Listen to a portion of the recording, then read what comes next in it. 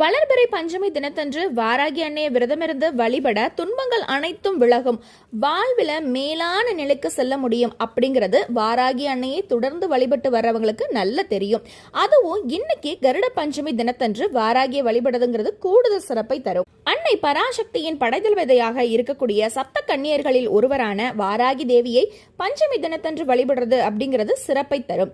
அதனாலதான் வாராகி அம்மனை மனமுருகி வழிபட அனைத்து துன்பங்களும், மன கஷ்டம், பண கஷ்டம்னு எல்லாமே நீங்கும். பன்றி முகத்துடன் 4 கைகளுடன் காட்சி தருகிற வாராகி அம்மன் பகவான் விஷ்ணுவின் வாராக அவதாரத்தோடைய அம்சமாக கருதப்படுதாங்க. விஷ்ணு பகவானின் வாகனமான கருடனின் ஜெயந்தி அன்று வழிபடுறது ரெட்டிப்பு பலனை தரும். கருட பஞ்சமி அன்று வழிபடுவது கருடன், விஷ்ணு, வாராகி என்று 3 சிறப்பு அம்சங்களை உடைய தெய்வங்களுக்கும் உகந்த நாள். இதோ நம்ம படத்துல பாக்குறது தஞ்சை பெரிய கோயிலுடைய வாராகி அம்மன். வாராகி அம்மனை மனமுருக வணங்குவோம், அனைத்து நலன்களும் கிடைக்கும்.